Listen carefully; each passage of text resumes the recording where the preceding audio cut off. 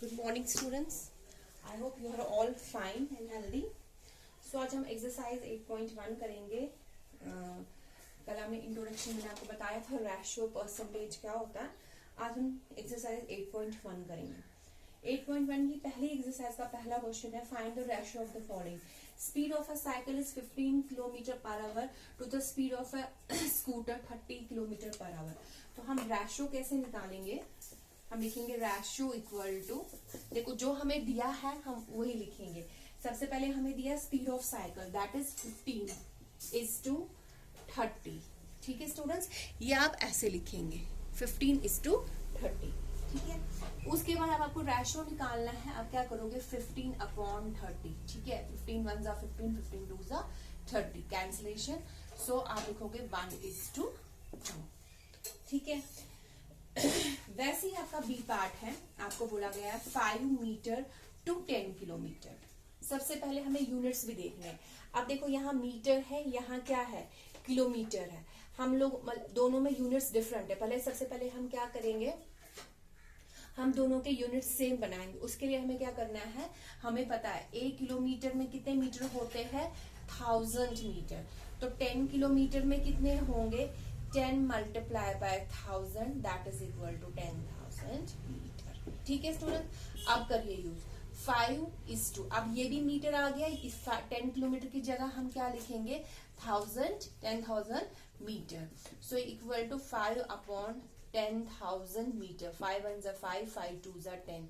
सो ये आ जाएगा 1:2000। ठीक है स्टूडेंट्स, सो ये आपको वैसे ही क्वेश्चन करने हैं। वैसे ही जैसे आपका सी पार्ट है 15 पैसा टू ₹5। देखो एक पैसा है एक रुपीज है, तो पैसों को जब तुम रुपीज में चेंज करोगे तो कैसे करोगे? आपको पता है 1 रुपए में कितने पैसे होते हैं 100 पैसे होते हैं। 1 रुपी में रुपी 1 में कितने पैसे होते हैं 100 पैसे होते हैं। तो 500 रुपी 5 में कितने पैसे होंगे 5 into 100 दैट इज 500 पैसा, है ना 500 पैसा। फिर उसको सॉल्व करोगे, फिर आएगा 50/500 दैट इज इक्वल टू 1:25 आ जाएगा आपका। ठीक है स्टूडेंट्स, ये क्वेश्चंस आप ऐसे ही करोगे। आई होप आपको ये समझ आ गई होगी। नेक्स्ट क्वेश्चन है आपका, नेक्स्ट क्वेश्चन है convert the following ratios to percentage. देखो 3:4, आपको इसको परसेंटेज में चेंज करना, कुछ नहीं करना। 3:4 लिखा, मैंने लिखा 3/4। 3:4 लिखो, ये रेशियो हो गया। 3/4 हो गया, फ्रैक्शन हो गया। मल्टीप्लाई किससे करूंगी 100 से। 4 1 4, 4 25 तो ये कितना आ गया 75%। ठीक है स्टूडेंट्स, तो बी पार्ट में देखो कैसे करना है आपको। 2:3, तो यह जगह 2/3 मल्टीप्लाई बाय 100। ठीक है, वो कितना आपके पास आ जाएगा वो आ जाएगा आपके पास ये आ जाएगा 200/3। तो 200 को फिर आप 3 से डिवाइड करिए। 3 6 18, 10 में से 8 2, अगेन 3 6 18, 10 में से 8 2। अब यहाँ पॉइंट नीचे 0, 3 6 18। सो आप लिखोगे 66.6, या जरूरी नहीं है लिखना, आप लिख सकते हो 66.66 2/3% मिक्स फ्रैक्शन में हमने लिखा है। ठीक है, this was your question number second. अब आपका क्वेश्चन नंबर थर्ड क्या है? थर्ड क्वेश्चन है आपका 72%। आपको क्या बोला गया है 72% of 25 students are interested in mathematics. How many are not interested in mathematics? तो मैंने लिखा है percentage of students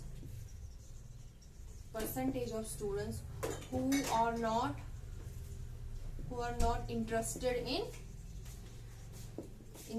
in mathematics। Percentage of students who are not, कितने परसेंटेज ऑफ, सबसे पहले परसेंटेज कितना होता है 100%, ये आपको पता ही है। उसमें कितने परसेंट इंटरेस्टेड है मैथमेटिक्स में 72, और कितने नहीं है उसमें से हम 100 में से 72 को माइनस करेंगे। वो कितना आएगा 10 में से 2 8, यहाँ आया 9 में से 7 2, 28%। दैट मीन्स 28% ऑफ स्टूडेंट जो मैथमेटिक्स में इंटरेस्ट नहीं है। आपको बताना how many are not interested in mathematics. So आप क्या लिखोगे इसमें, number of students who are not interested in mathematics,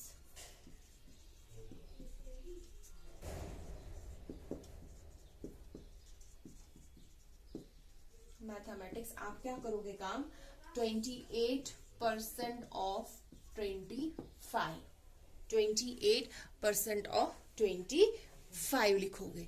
सो ये आ जाएगा आपके पास 28/100 मल्टीप्लाई बाय 24. 25 1 जा 25 4 जा, है ना, 4 1 जा 4 7 जा. तो कितने बच्चों को मैथ्स पसंद नहीं है, 7 बच्चों को, क्योंकि टोटल बच्चे कितने हैं 25. कितने परसेंट ऑफ बच्चों को मैथ्स नहीं पसंद है, 28. उसी से हमने ये सॉल्व किया. 28% का मतलब हो गया 25/100, ऑफ का मतलब मल्टीप्लाई ये 25. फिर क्वेश्चन नंबर 4 है आपका. क्वेश्चन नंबर 4 है, ए फुटबॉल टीम वन 10 मैचेस. मतलब एक फुटबॉल टीम है, उसने 10 मैचेस जीते हैं out of the total matches they played. मतलब टोटल मैचेस हमें बोला नहीं है कितने हैं. If there 1% percentage of winning उन्होंने बताई है 40 है, then how much matches did they play in all. Let the total matches be x. ठीक है, टोटल मैच कितने होंगे, x होंगे. ठीक है, उसमें परसेंटेज ऑफ विनिंग हमें पता है कितना है, 10% ऑफ x. ठीक है, सॉरी 40% कितनी है, 40%. टोटल मैचेस कितने हैं, x. टोटल मैचेस उन्होंने कितने जीते हैं, 10. देखो 40% मैचेस उसने जीते हैं, टोटल मैचेस हमने कितने रखे, x. टोटल मैचेस उन्होंने जीते कितने, 10. इक्वालिटी बराबर आनी चाहिए. यहाँ पे भी हमने वही लिखा 40% ऑफ x. मतलब 40% ऑफ x मतलब टोटल मैचेस विनिंग परसेंटेज कितनी है, विनिंग नंबर ऑफ मैचेस कितने जीते हैं, 10. सो या क्या 40/100 multiply by x equal to 10. x equal to 10 multiply by 100/40. ये कैंसल. 2 2 जा 4, 2 5 जा 10, 2 1 जा 2, 2 5 जा 10. सो x इक्वल टू 25. तो कितने मैचेस उन्होंने टोटल खेले हैं, 25. ठीक है, 25 उन्होंने खेले हैं टोटल, जीते कितने हैं, 10. ठीक है. Now question number 5. Question number 5 है, अगर चमेली के पास ₹600 लेफ्ट है after spending 75% of her money, how much did she have in the beginning. So सबसे पहले लिखूंगी परसेंटेज ऑफ मनी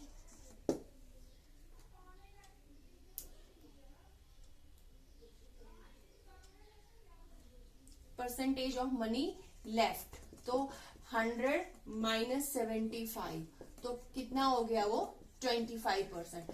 मतलब 75% उसने खर्चे, 25% उसके हैं बचे हुए. हमें बताना है शुरुआत में उसके पास कितने थे. ठीक है, उसने 75% कितना मनी था उसके पास, तो उसके पास बचा कितना है, 600 रुपए.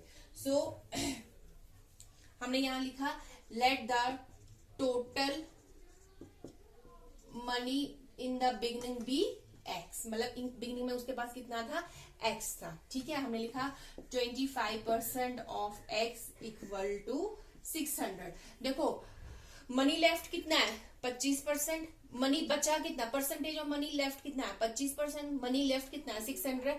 टोटल मनी कितना है, 6x. सॉरी, हो गया 25/100 multiply by x equal to 600. और x equal to 600 multiply by 100 upon 25. 25 1 जा 25 4 जा, ये आ जाएगा x इक्वल टू 0 0 4 6 जा 24. तो कितने मनी उसके पास बचा है, टोटल मनी 2400 उसके पास बिगनिंग में थे. समझ आया. टोटल मनी बिगनिंग में कितना था, x. उसमें से जो परसेंटेज ऑफ मनी लेफ्ट था, मतलब जो बचा था मनी, वो कितना आया, सिर्फ 25%. क्योंकि जो उसे खर्चा वो कितना था, 75%. अब यहाँ बैलेंस मैंने पूरा किया. मनी उसका बचा है 600 और परसेंटेज ऑफ मनी कितना है, 25%. फिर आगे वो सॉल्व किया मैंने. Now for last question of this exercise, question number 6.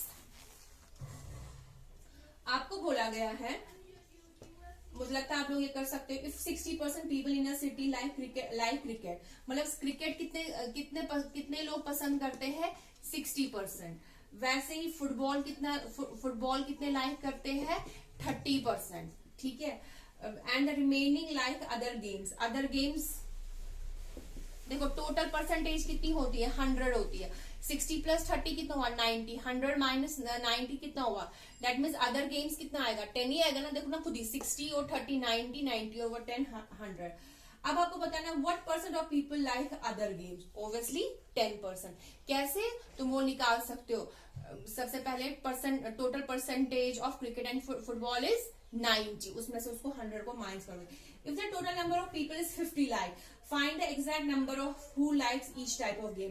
अब आपको कुछ नहीं करना है, आपको बताना है number of people who like cricket. तो आप क्या करोगे, 60% मल्टीप्लाई बाय 50 लाख। मैं एक बताती हूँ, number of people who like cricket, number of people who like cricket, ठीक है। आप क्या करोगे, 60% ऑफ 50 lakhs, ठीक है।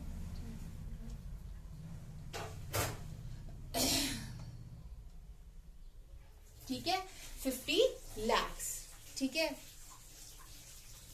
ठीक है। आ गया ना 50 lakhs। फिर इसको सॉल्व करोगे, 60 अपॉन 100 मल्टीप्लाई बाय 50 लाख। ये 2 जीरोस, ये 2 जीरोस कैंसल, 1 2 3 4, 1 2 3 4 6 5 30, है ना।